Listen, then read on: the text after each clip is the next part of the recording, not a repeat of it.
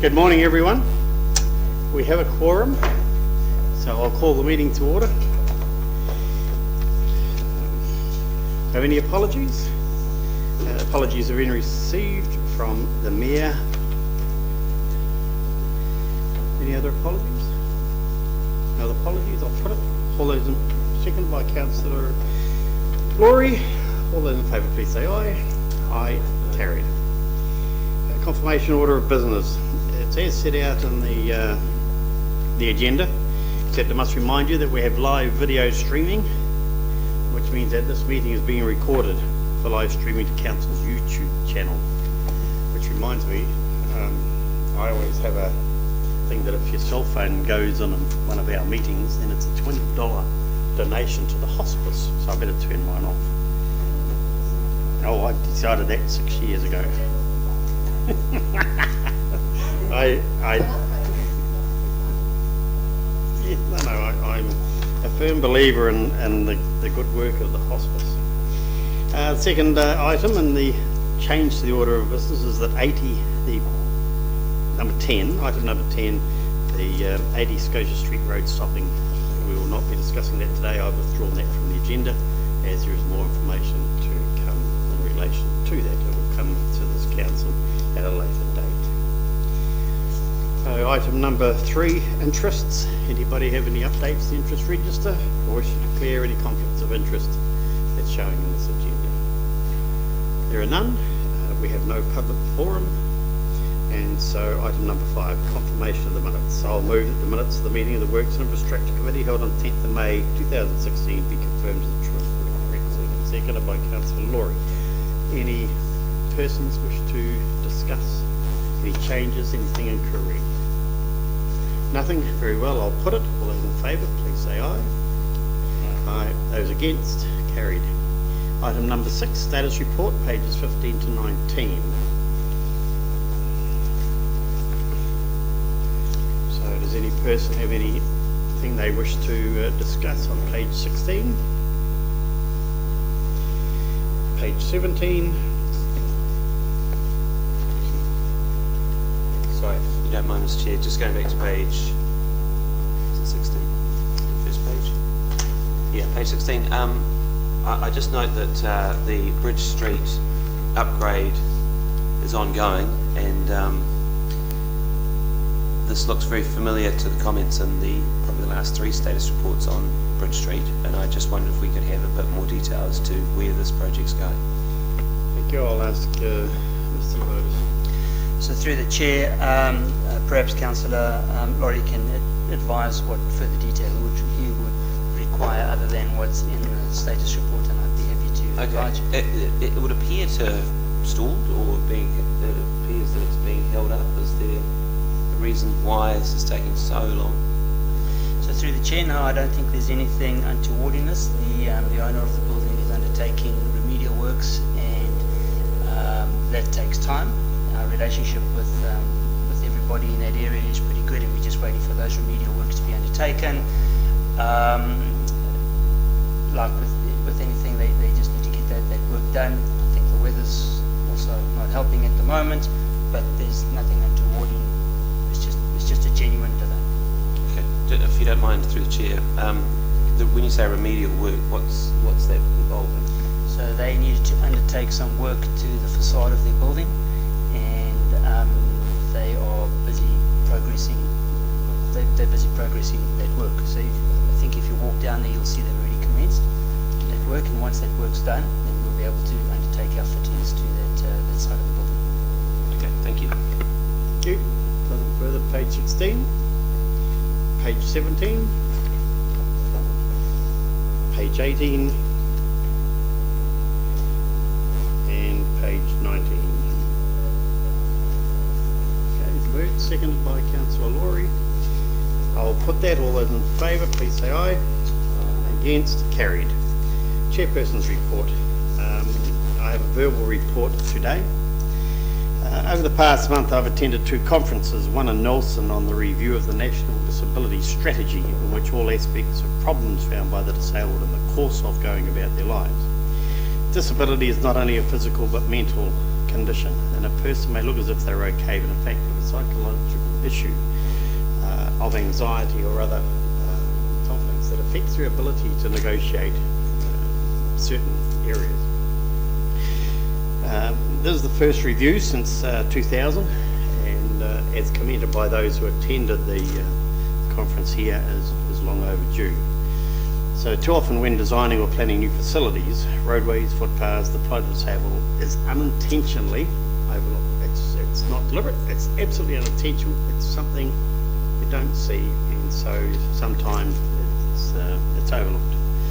The second was in Wellington. It was a conference this week, which was a transport and infrastructure summit, which covered a wide range of topics from airports to UFB and ports to cycleways and everything in between, including public-private partnerships in relation to infrastructure, the future of our cities, urban planning impact on successful infrastructure, including transport and the three waters, the issues of becoming a smart city, which is fast appearing, technology and electronic abilities is certainly changing the way that the cities are going to operate.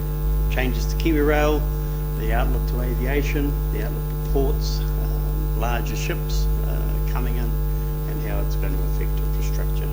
So that was very worthwhile, and I'll be sending out a link to the presentations that were made at that conference. So that's my report. I'll move that it be received. Seconded by Councillor Barker. Comments, discussion? Councillor Ward. Relating to your comments around disability conference, I'm aware we've come a long way, certainly in my time on council. I look at the changes through the city, and I think that these were unheard of. The textures on the footpaths so people can feel them. There's a crossing coming up, the crossings, the signals that make a noise, the ease of crossings at the raised crossings and so forth. How do we compare? Did you get any feedback on that? How are we doing? Oh, yes. Yeah, we've come a long way, but there's still a long way to go. And one of the things for the disabled now are bus stops whereby a blind person can walk up to a pole at the bus stop, and all they have to do is touch any part of that pole, and all of a sudden they're spoken to and said, "Welcome, where are you going? The bus will be here for that route at such and such a time."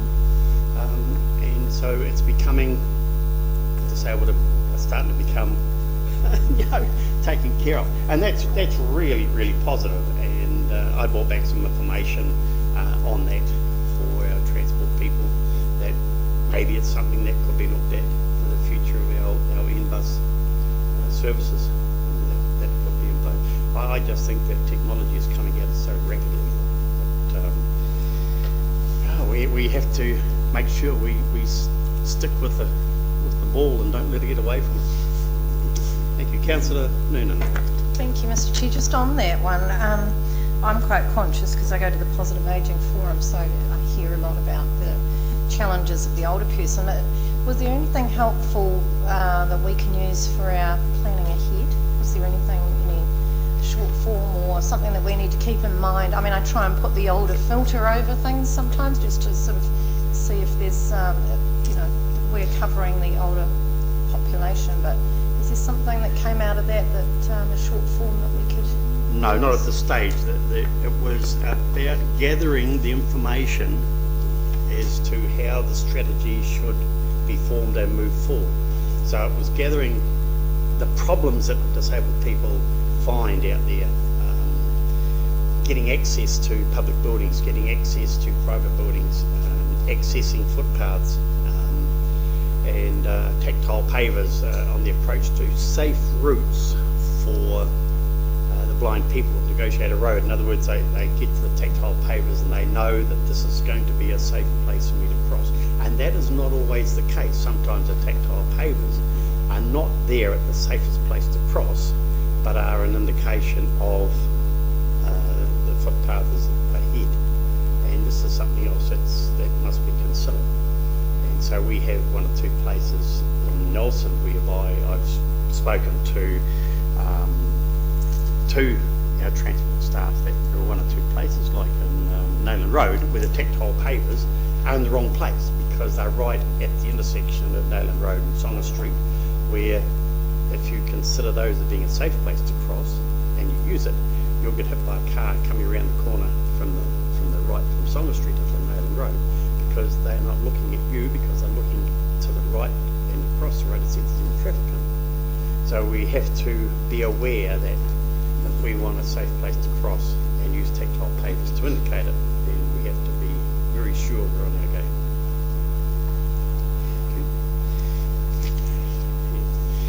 So I'm just being reminded from both sides of me.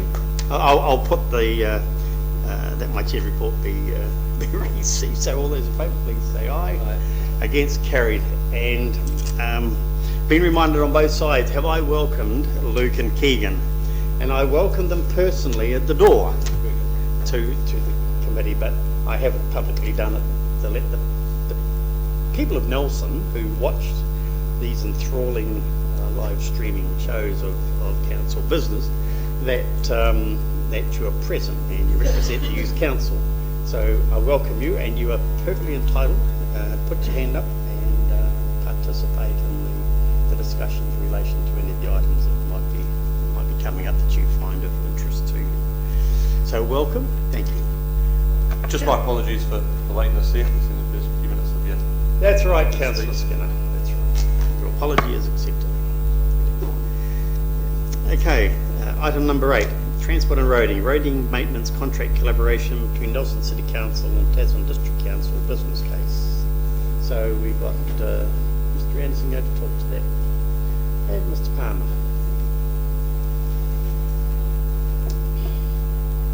So welcome to you both, and I had a phone call last night to say that what is proposed here has just taken effect up in Hawke's Bay. Through the chair, that is correct. Through the chair, you have the report in front of you today. We have nothing further to add to that on the business case, so we're happy to answer any questions that you may have for us. Okay, thank you. Councillor Ackland. Thanks for the report.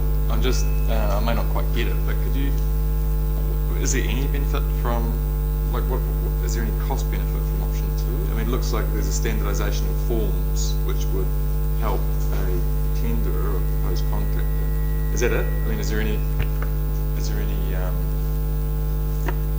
what's the benefit to council?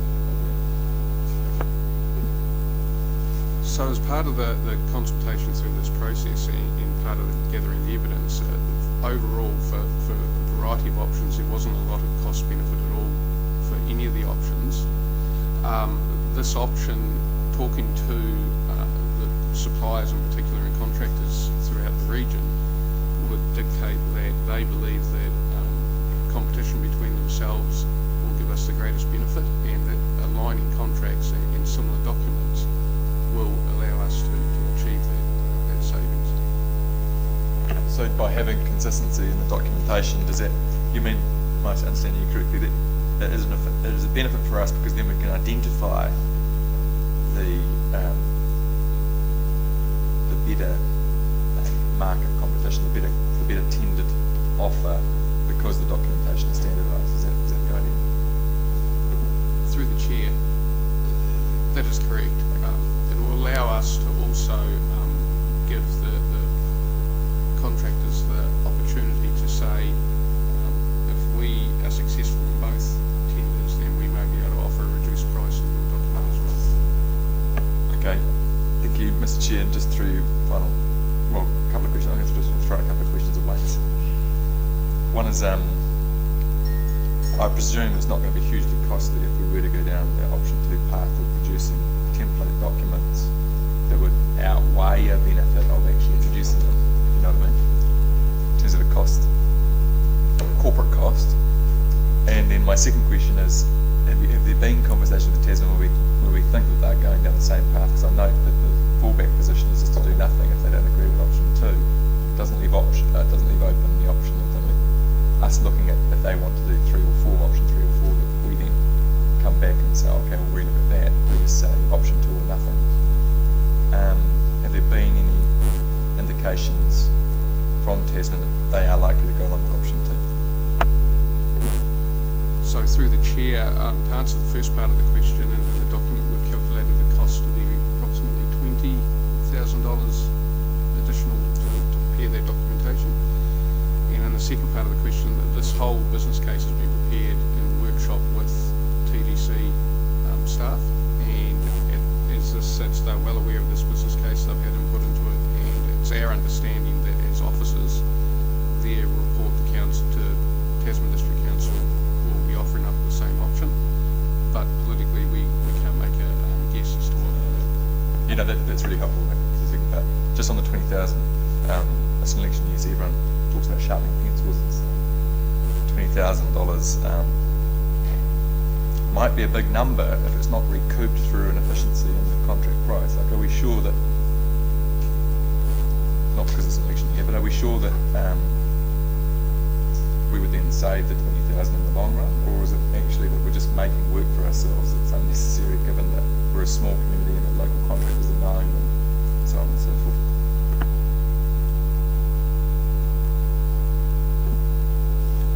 Through the chair, Councillor, it would be fair to say until we go through the tender process, we're not actually going to know how much saving we would have. I guess if we looked at it, we can't even for option one, which would be the status quo, guarantee that it would be a saving tendering with that method next time round.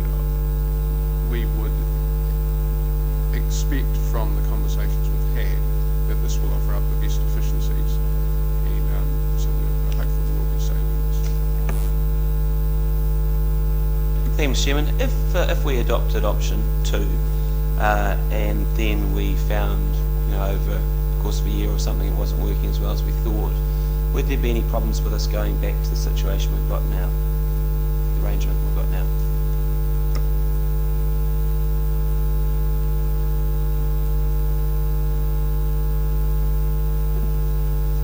Through the chair, option 2 is only for procurement, so it's not. So we're actually still operating as individual authorities. So it really is just aligning documents, timing, etc. So it is almost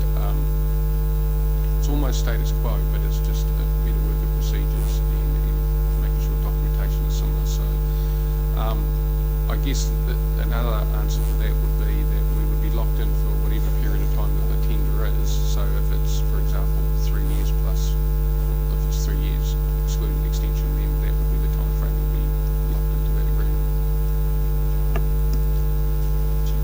Councillor Noonan. Well, thank you. Councillor Ackland's asked a lot of what I wanted to know exactly, but I'd like to know when, through the chair, when this would be reviewed. So I'm sort of listening to the councillors, and there's sort of no bounce out benefit, but I can see that there is an underlying benefit. But does this come back and get reviewed as part of the procurement policy that we have already in hand, or would we have to ask for it to come back as a review? Through the chair, the term of the contract would probably dictate the review, so it wouldn't be under the procurement policy. So if it was a 3-year contract +1 +1, then the review period would probably be at that 3-year cycle. Or subsequent to that would only be talking about one particular item, but if we use this for a number of items and it's a combined contract, I'm just looking at this as a policy. So if we get to 4 years and go, actually the benefits of it, the cost is minimal and we're not getting a lot of other benefits, shall we carry on? So I'm looking at a review period just to check whether this actual mechanic is working for us. So through the Chief, if I may, so there's 2 aspects. So and just to clarify, so Councillor Noonan raised 2 issues. So she raised the issue of the procurement policy, and then she raised the issue of the review issue. So what we're proposing under this business case, under option 2, is that, and we would have had, I just want to point out, we would have had to have prepared documentation in terms of a specification for our roading maintenance contract anyway. What we are proposing under option 2 is still in line with our procurement policy, so that would be a publicly tendered contract on the open market, evaluated accordingly under our provisions. So under the procurement policy, we will be following that.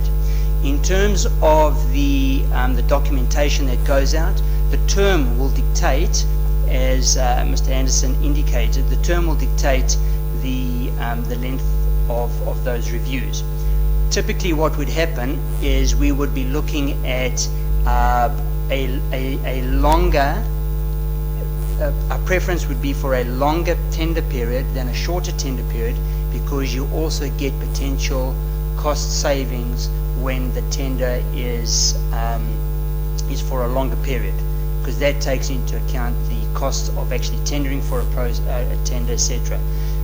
Typically what that would do would be a fixed period plus, subject to reviews, an extension, and perhaps even further extension. So that's how they run contracts nationally. We build those processes into our contracts as a standard format anyway. So if we perhaps went for a 3+2+2, at the end of the year 3 we would evaluate the suitability of the contractor, subject to satisfactory performance, just off the top of my head. What will dictate the acceptance of a tenderer to proceed with this works will be at the time of tender, in terms of the evaluation of the non-price attributes and the price that they put in. So intrinsically and built into the whole process is a review period anyway. Does that make sense? Thank you, Mr. Chair. My question then, through the chair, is there anything stopping us now? I mean, you're asking for us to give you the authority to explore a combined procurement strategy. Do you actually need us to give you that, or is that not already available to you? I'm just wondering why we've got it here, because I would have expected, so this is what I'm asking, whether you can now go with TDC and say, okay, we want this work done that's common to you. Is that not already in place? Do you actually need us to give you authority to go and do that? So through the chair, one of the things that's different under this scenario, and this is the second report on this topic, we actually signalled our intention that we wanted to look at, in terms of, as detailed in this report, that NZTA wanted all local authorities to look at better ways of delivering contracts. Each of those are subject to a business case, and we have been working, as Mr. Anderson said, with TDC as well as with NZTA to draw up that business case. What that business case indicates that the best option is to work collaboratively with TDC. So we are bringing that back to this committee to advise them that that is the best option, following on from the first report that we presented, which was to indicate and get a sanction from the committee previously that we would collaboratively work with TDC. So it's just a process that we're following through here. Thank you. It's good to see any level of collaboration with our neighbours. Do we have any discussions with our neighbours on projects that are coming up? Is there any attempt to align them at this stage?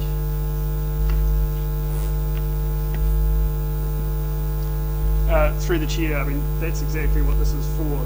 This is, I guess, not project related. This is for the day-to-day maintenance and renewal activities like resurfacing of the roads and the like, rather than project-specific work.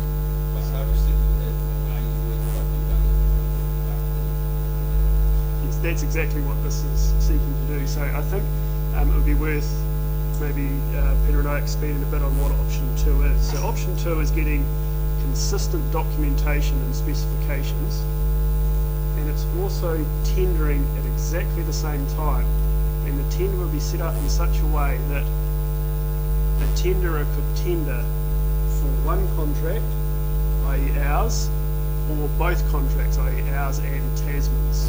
So a small contractor might choose to just tender for Tasman's urban maintenance contract, which is a small area, and give a very sharp price. The big contractor might choose to tender for both of them. We'll evaluate all of the potential combinations and permutations and figure out what delivers the best value. So that's what option 2 is trying to seek, where option 1 would be just we go our separate ways. So we would still retain management of that contract. So it's just the tender evaluation that we're effectively collaborating with. Does that, hopefully that clears things up. Second question, there are advantages for the contractors too, aren't there, on this? And aligning your documentation must be a plus for them, I would have thought. Through the chair, exactly. Conversations with the contractors have dictated that this is how they think they can deliver the sharpest price to local authorities. But it actually eases the job. Through the chair, possibly, but I think each company's individual, like Mr. Palmer said. If it's a large company, yes. If it's small companies, possibly no. Have the contractors been involved in that in coming up with the documentation that suits them best? Through the chair, we've discussed the business case with the contractors, but we haven't actually discussed the finer details of preparing the contract documents with them. Councillor Laurie. Thank you, Mr. Chairman, for letting me have another go. Just listening to that conversation, I'm wondering, is there any chance this new way of doing things might increase the opportunity for larger companies to dominate the market and shut smaller operators out?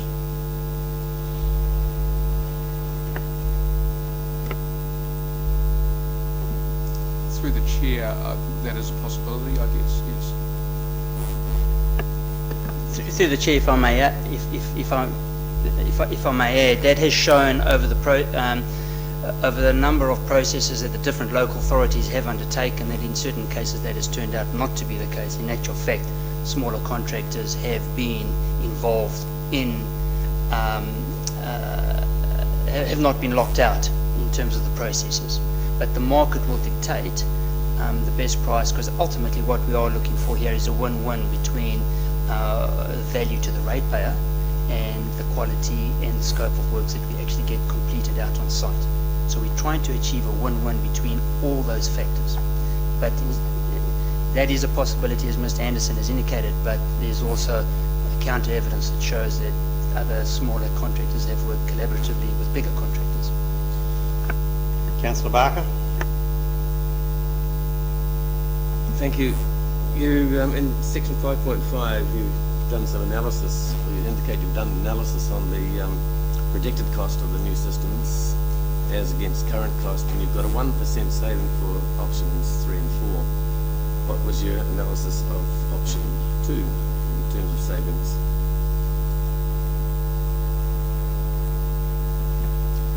Through the chair, option 2 was a similar level of saving. When we looked at the rates between Tasman District Council's current contract and our contract, there were some rates that gave some, when we looked at the size of the work that we do compared to the size of the urban work that Tasman did, that favours Nelson, and there were some rates that favoured Tasman. It wasn't clear cut, and I think it showed from memory that there will be a 0.9% saving to Tasman, and I think 0.4% cost to Nelson from that analysis. But the key point was that when we were engaging with the contracting industry, the time that we go to market and how much we involve those contractors in moving and signalling to them what we're going to the market with, to enable them to start collaborating collectively. The smaller contractors getting together at a far bigger saving than the size of the contract. Okay, so we don't really know what the saving might be, but I'm wondering under 5.6 why we're only contemplating just the Richmond part of TDC. TDC is a big area with a lot of roading contracts outside of Richmond. If we're going to get economies of scale, contracts which are bigger, and presuming that taking those bigger contracts don't give us a risk of actually letting the big contractor have a hold over us, if we're going to get the economies of scale for the large contracts, why aren't we looking at doing that over the whole TDC area? I presume that for this whole thing to work, we're going to need to have like work like work needed in Nelson. So, what's the answer to that? Through the chair, we started out in this process with Tasman some time ago, and it's identified that their rural contracts, so they have 3 rural contracts, are of a size and a scale that gave them good economies of scale. It's many $1 million worth of work. It's often quite different work to the work that goes on in the urban environment. There's a lot more unsealed maintenance, grading, and the like, a lot more resealed component than the urban component. So it was, the other factor there is that Tasman have also collaborated with the New Zealand Transport Agency for the Golden Bay, because that is isolated by the hill, so they have a combined contract there. So Tasman were happy with the way that they were dealing with Golden Bay maintenance, and they were happy with the way they were dealing with their rural maintenance. And we saw some opportunity because of the similarities between the urban maintenance contracts and what we do to collaborate. So that is why we're only talking about the urban component. That doesn't take into account that we've got a significant rural area now, north of Nelson. Through the chair, in expenditure terms, it's not that significant. Thanks. Thank you. Look for somebody to move the recommendation. Moved by Councillor Laurie, seconded by Councillor Noonan. Open for debate. Thank you very much, Mr. Ennis and Mr. Palmer. Any wish to Councillor Noonan? I'll speak for. While it seems on the surface that there's not a huge benefit to us, I think it also is a benefit to TDC, and I don't have a problem helping them out. But I think they may be able to help us in the reverse with the rural, because we've got a smaller rural sector, so maybe we'll be able to pick up some benefits from that. But look, if we're not worse off, I think if we can work together, then we could see some benefits in the future. So I'm happy to support.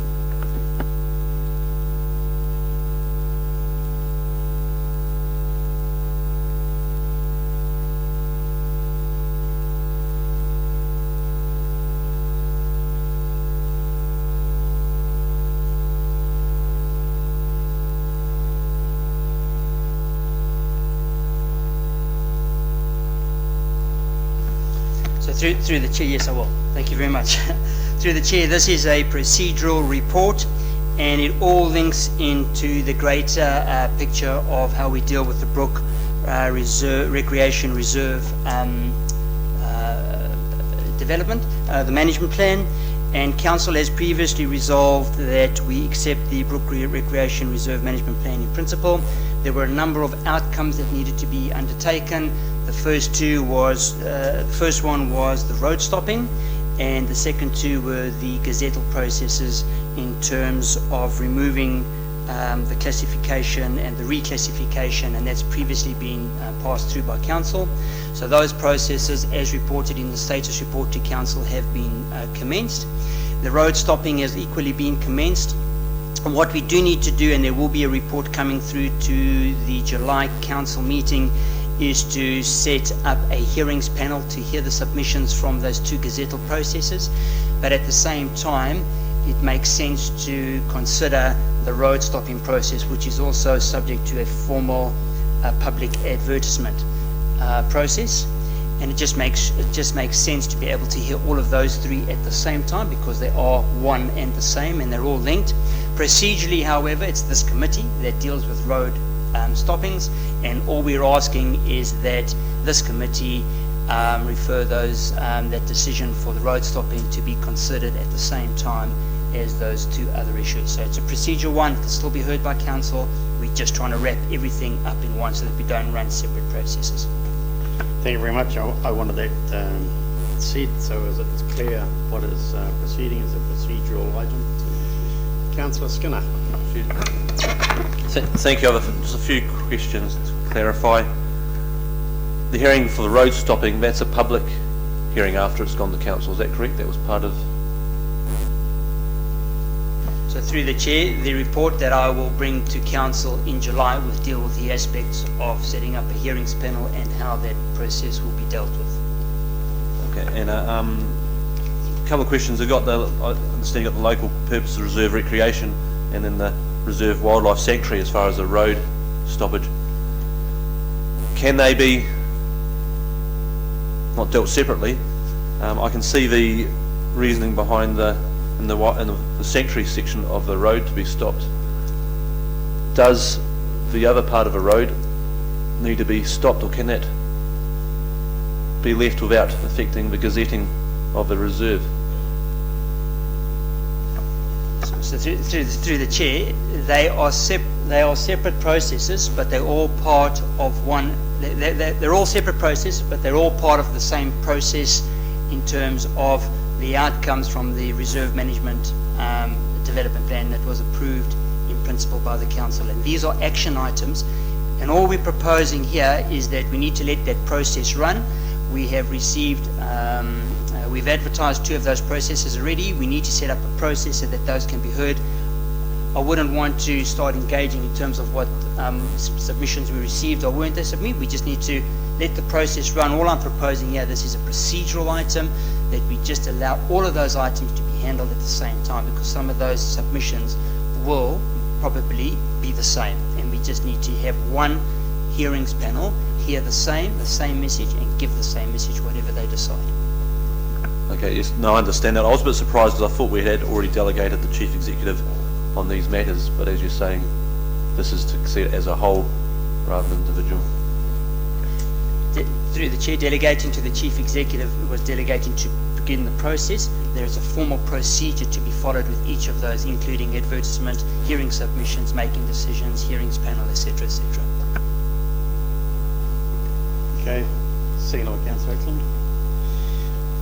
Any debate? No debate. I'll put it. It's been moved and seconded. All those in favour, please say aye. Aye. Against? Carried. Item number 11, the Church Street concept proposal. Through the chair, Mr. Rees-Palmer will talk to that report. Thank you very much. I must say that, Mr. Palmer, I'm not going to ask you any questions, but I like what I see.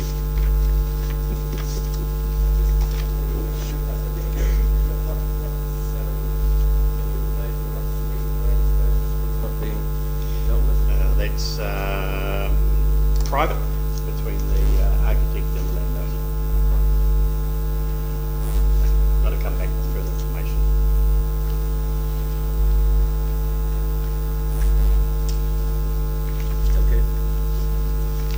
Through the chair, maybe if I can summarise some of the key points on the Church Street proposal plan, just so that we're all on the same page. So we have a engaged group of business owners in Church Street that have approached council with a view of working together to improve Church Street. They've prepared a concept that incorporates elements of the Heart of Nelson objectives for Church Street, namely encouraging more outdoor dining, improving the amenity of the street, and having a coherent design. We have a CBD enhancement budget for the 16-17 year that is yet to be allocated to individual projects. So that's one of the purposes of this report. And the recommendation is that $75,000 of the $406,000 budget is assigned to Church Street to allow officers to undertake consultation and work with stakeholders to work out a detailed design in the 16-17 financial year.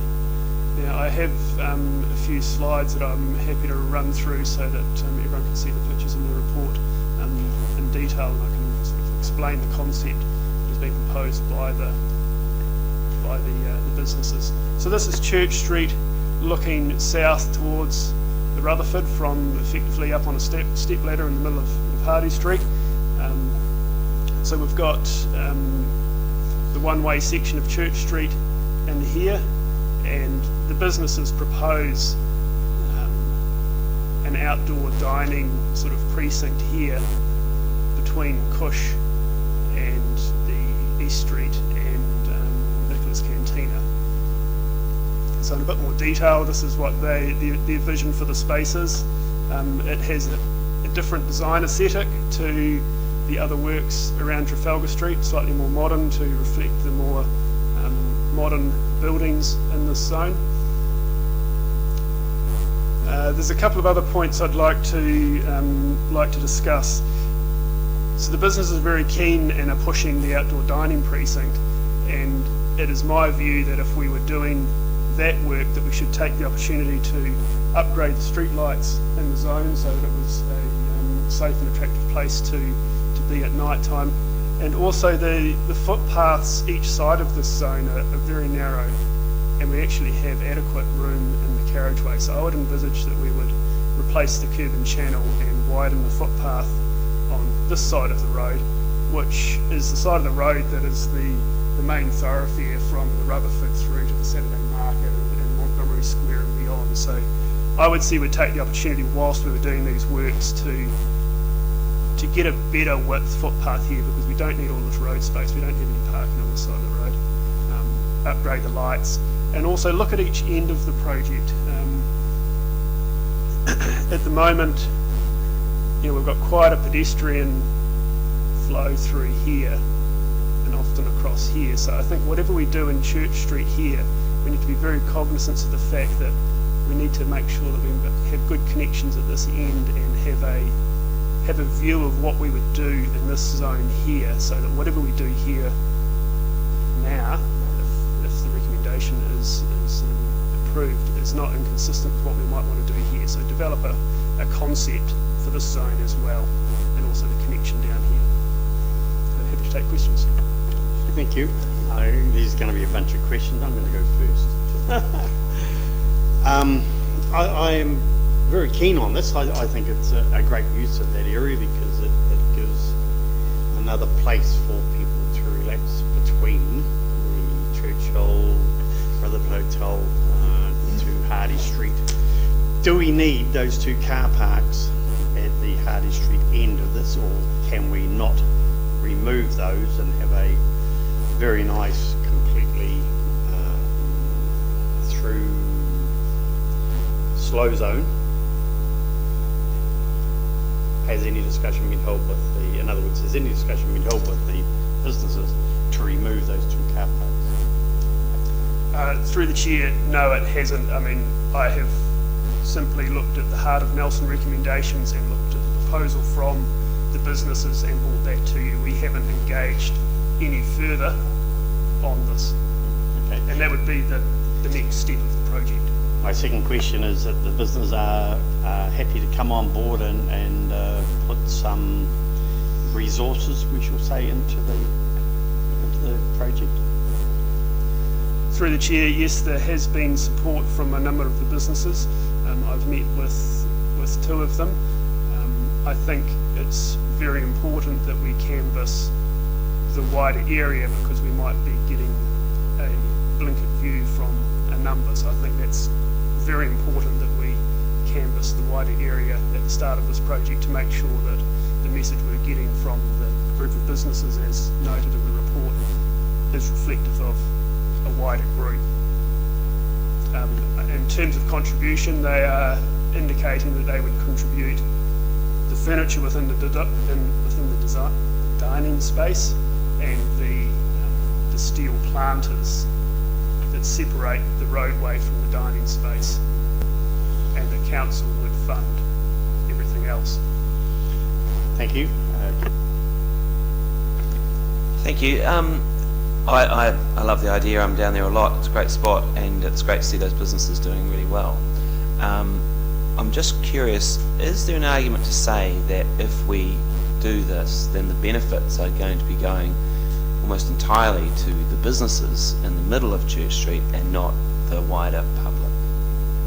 And when I say businesses, I don't just mean the restaurateurs, I also mean the commercial property owners. Through the chair, yes, you could make that argument, but I think we've done similar things on Trafalgar Street and other areas through the CBD. Okay.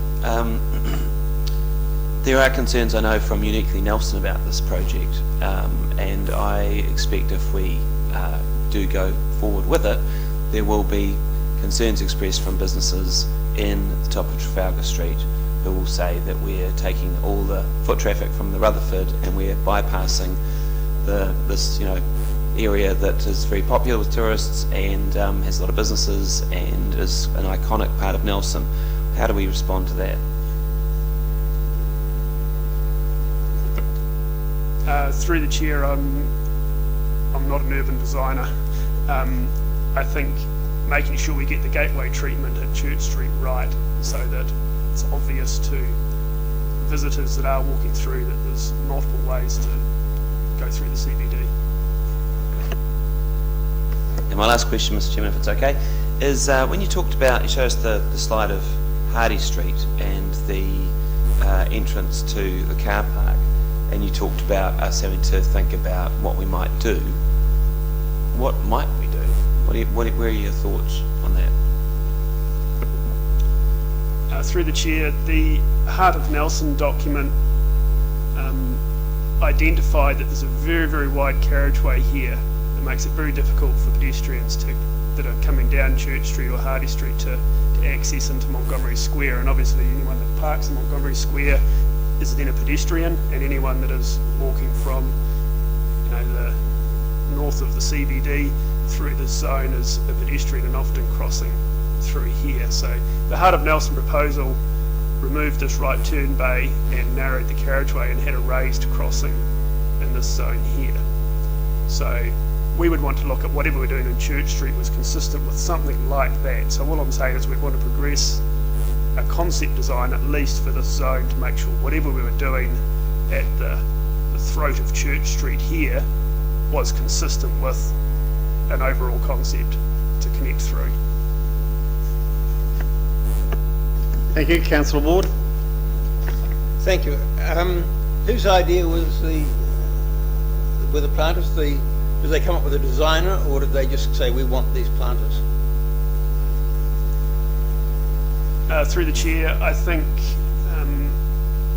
it's Gary Cox who owns the Cush building, and also there's an architect in one of the properties in here, Carston Architecture, that have come up with the concept, but they have been working, and it's in the attachment.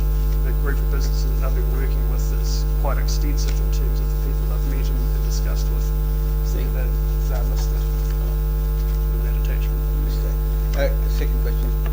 Presumably, once you've decided if the committee decides on this one, that's the style of the rest of the development in Church Street. So I can see that that's a possibility that in future, once the character of this neighbourhood is established, that it's likely to extend in both directions. So we can look forward to Corten steel planters continuing, and the same pavement treatment further down the street in the future, possibly.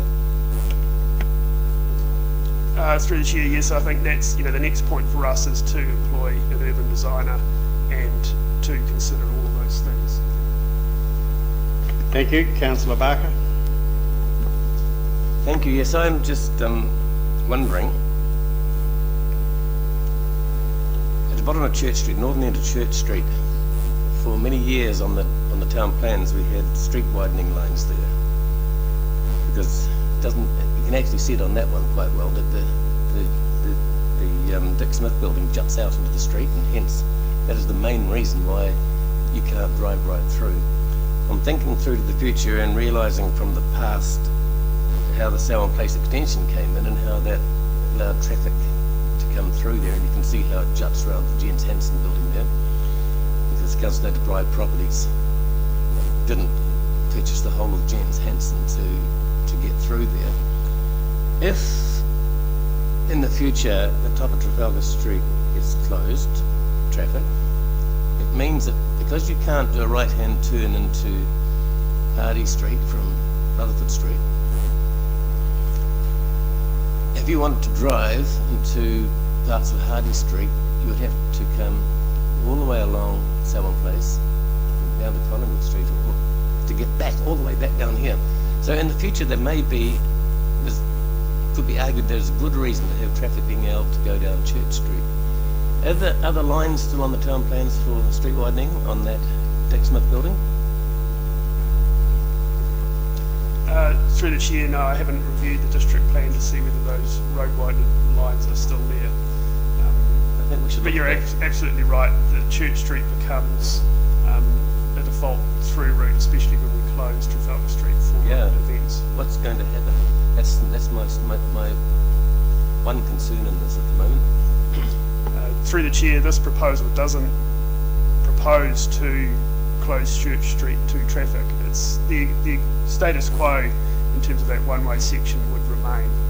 It's just that there would be paving extended across to reinforce the slow zone through there.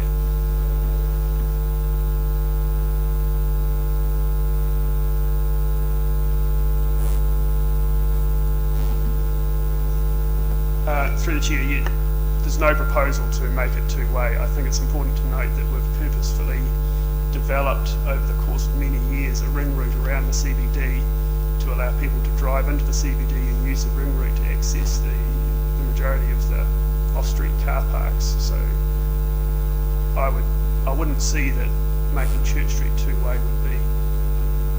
would be in the interests of the kind of CBD that the heart of Nelson and all the work we've done since then would be seeking. Councillor Noonan? Yippee, my turn. Thank you, Mr. Chair. I've got a few things actually. The building on the corner of Selwyn Place, which looks like 41 Selwyn Place, have they had any input into this suggestion? Because they open out onto the Church Street at the back. Through the chair, I'm not certain, I'm afraid. That is why the next step for us is to make sure that we engage with everyone in Church Street rather than just hearing from the engaged business owners that we currently have. Because I think that one might have recently been sold, so they may have some ideas on some things that certainly impact on this proposal. Regarding the car park, Mr. Chair, the two that you're suggesting that maybe we get rid of, I don't think so. I think we could possibly live with a disabled park or a short-term park or a delivery park, but not getting rid of, because I know that that is actually always full because people are popping into that area, and I'm particularly thinking of the disabled, because otherwise it's quite a walk for them. I've also been sitting here wondering whether there is a little bit of a resistance from the Trafalgar Street businesses, but most of them actually open out onto this area at the back. So whether they could rethink, I know a lot of it's deliveries, but if you head into this area and you could see that there are cafes in Trafalgar Street from another view, then maybe they could consider doing something at the back of their properties to encourage their patrons to come in that way. I don't know, I'd have to go and have a look at it, but it just sort of came through. That's all I've got. I like what I see. Thank you. Thank you. Councillor Ackland? Mr. Chair, just timeframes. So it's from the 2016-17 budget, and then to have a report back in the next financial year for construction in some future year. Is that what I'm reading from the last clause of the recommendation? Through the chair, that's correct. So we would progress the consultation with stakeholders and business owners and detailed design in the 16-17 year, so starting next month, with a view that we would bring back a worked up proposal that, fingers crossed, everyone would be happy with, that we could proceed to construction in the following financial year should council wish to allocate funds to it in the annual plan. That was sorry, Mr. Chair. So there would be additional funds, or is it out of existing budgets for this work eventually? Do you have any idea of that? Would it be new through an annual plan amendment? Through the chair, there is money allocated in the CBD Enhancement Fund, and I envisage enough to do this project, more than enough to do this project, but we haven't allocated it to specific projects. Sure. So the purpose of today's report is to try and allocate some design money to progress this one, and then we would envisage in an annual plan to then use that design work that would be brought to council to then allocate the CBD Enhancement Fund to Church Street. Okay, and just finally, Mr. Chair, if it's okay with you, I know the wording isn't expressed just for the recommendation, but we're all on the same page. That I like your idea of as well as having the why I think it's important. I think you're right that to have the flow-on effects from the changes on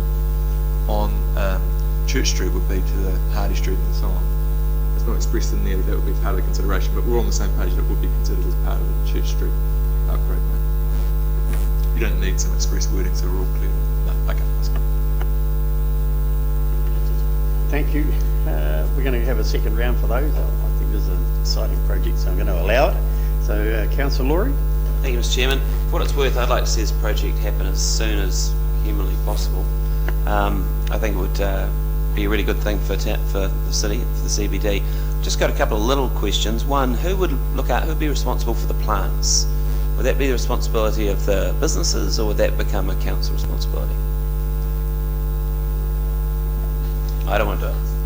Through the chair, I would envisage that we would be, given the planters would be supplied by the businesses, I would envisage we would encourage them to maintain the plants. Very good. And just a few more. The point was made about the building on the corner, number 41, the old Radio Nelson building. That has changed hands, and it will be the home of the Nelson English Centre. So you're going to get a lot of young people in that area, which I imagine is going to be complementary to what we're talking about here. And on another matter, the car park, where you see number 11, goes into that space there, which some of the Upper Trafalgar Street businesses can open out onto. That is going to have a building. That I'm pretty sure a building's going to go there one day. And it may be a commercial building, it may be an apartment building, but that will have activity one day as well, I'm sure. And my last question, in the images there's a suspended sphere above the dining area. Is that in fact a disco ball? And if not, can we require them to put a disco ball in Church Street? You don't have to answer that. Thank you. That's just not much of a question, really. Looks like a disco ball. Councillor Ward. I imagine that the application for on-street dining is probably already in, but if it's not, does it have to wait? Would it have to wait, the on-street dining, for this to go ahead? Or could the on-street dining go ahead on a temporary basis before this work is done?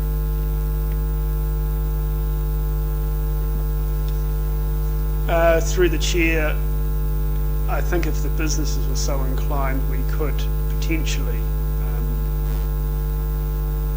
progress the raised planters and the furniture with some road marking changes in that space, if they wanted to have that in place for the summer, and that could be a good way of trialling this layout ahead of the final design. They would need to obviously then want to push it for this summer. We would ideally want to run it all as a neat project in steps, but I think council certainly could entertain leasing that space out if there was adequate barriers between that traffic and the dining area. That was Good the answer question. I was looking for, thank you. Good question, Councillor Ward, because it also helps the questions raised by Councillor Laurie. Councillor Skinner. Just a bit of feedback. That motorbike park is great and well used and valuable, so just keep that in mind and thinking what you decide to use in that area there. And that, obviously Dick Smith's, it was sad to lose Dick Smith because I felt they were a bit of an anchor tenant in that area, bit of a draw card which flowed onto custom elsewhere around there. So I guess we don't know what may or may not go in there, but that may affect the type of tenant you may get in there, or vice versa, the type of tenant that may affect the desirability or design of that roadway.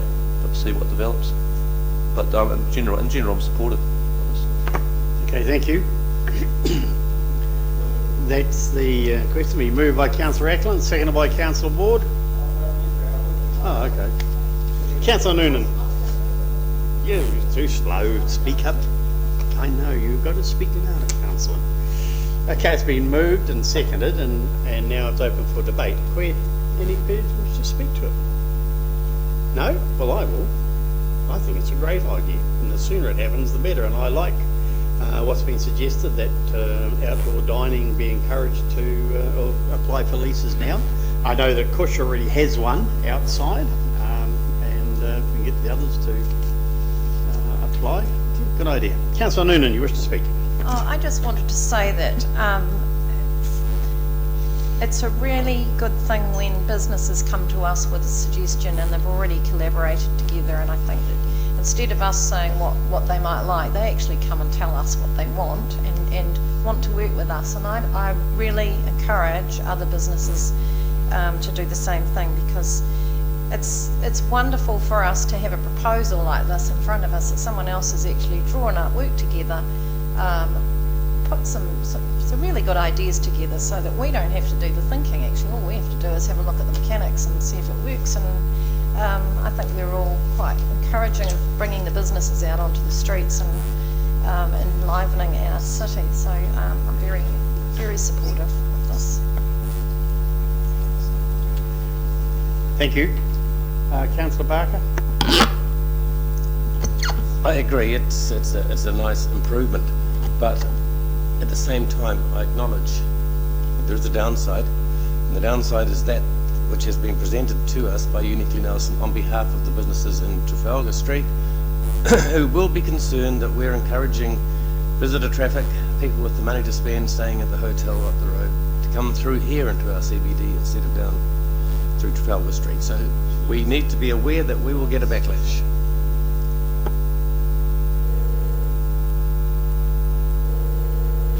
Just want to take a break for adjournment for 1 minute.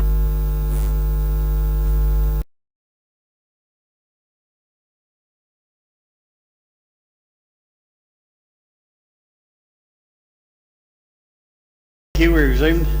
That was just a, do we need to take one more step, or we don't need to? It's been moved and it's been seconded.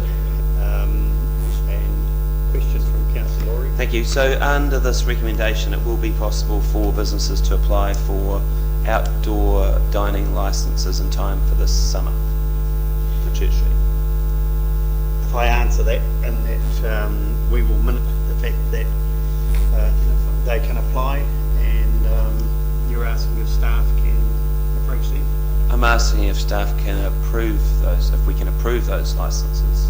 Do we have the... So through the chair, the report that it went to council in connection with the moratorium addressed that, and those need to go to the chief executive for approval and then report it back to the Works and Infrastructure Committee. So if that process gets followed, that's the process that we will follow. Okay. Councillor Barker?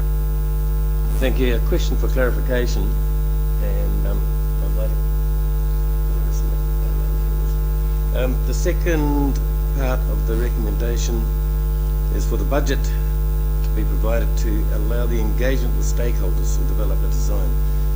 The engagement with stakeholders, it's in relation to my last observation. All those stakeholders include the people of Trafalgar Street. Through the chair, no, I wouldn't envisage, apart from those that have access, legal access through onto Church Street through the car parks that Councillor Laurie highlighted. Councillor Rackland? So my question is almost a little bit similar to that, but it's just about Questions consultation. are over, actually. Yeah, I know, sorry about that. If we did, I like Mike's, Councillor Ward's suggestion as well, because I think it's quite useful for people getting used to the idea of it as well without making major changes. But is there an issue over consultation, or do we know effect actually of the through traffic or the existing use of that road in terms of using those pumps and so on to mark out outdoor dining? So there probably isn't, my question really is there a need for wider consultation on a change of traffic use, or is there no traffic use so there's no need for consultation? Through the chair, there's no change in the one-way operation, so there's no formal process that we need to do in terms of making a one-way road or stopping the road or anything like that.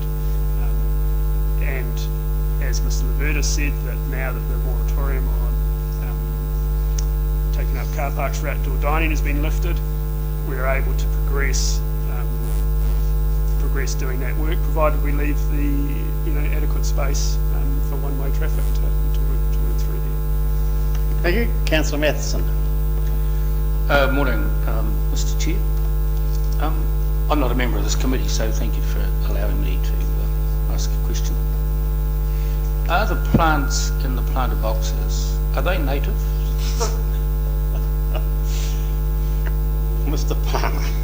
Oh, how appropriate. Through the chair, I'm afraid I don't have an idea of what the architect has proposed there, and that's something we'll work through in the design. All right, it's been moved and seconded. No further debate. I'll put the recommendation. All those in favour, please say aye. Aye. Those against, say no. Carried. Thank you very much. That's the last item on the agenda. There is no public excluded agenda, so that I will declare the meeting of the Works Infrastructure Committee on the Thursday, the 23rd of June, closed. Very good.